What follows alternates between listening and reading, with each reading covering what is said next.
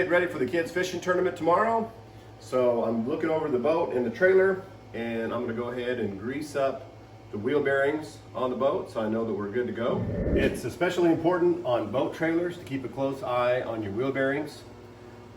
Every time you take the boat out to the lake, you're backing it down in the water, and then so these axles are getting submerged, so there's a good chance that you can get water in there and cause an issue with your bearings. So every couple of trips I like to at least check the wheel bearings. If I'm going to go on a long trip like I am tomorrow, I want to make sure that I'm checking them and getting them greased up so that we know that we're good to go and we don't have any bearing hub failures on the way. If you aren't paying attention to this, there's a good chance that your bearings are just going to get water in there, going to get rusted up, and then when you're headed to the lake, you're going to have a bearing failure and you're going to be on the side of the road, and we all want to avoid that. So to get started with that, I'm going to take off this little rubber cover that's on the bearing. The grease that I like to use is the Lucas, the red and tacky. And when I'm applying this, I just like to use my my Lincoln air-powered grease gun. That just makes the process a little faster.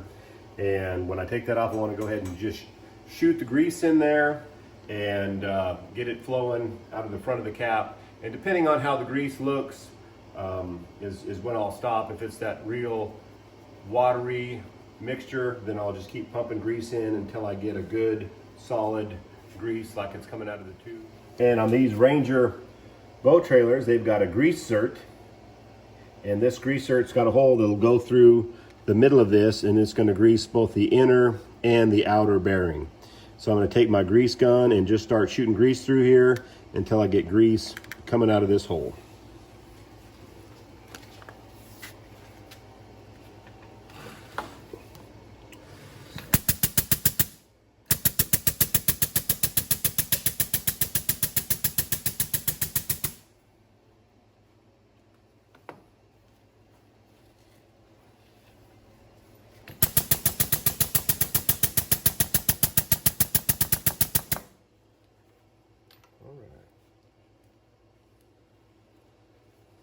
Good.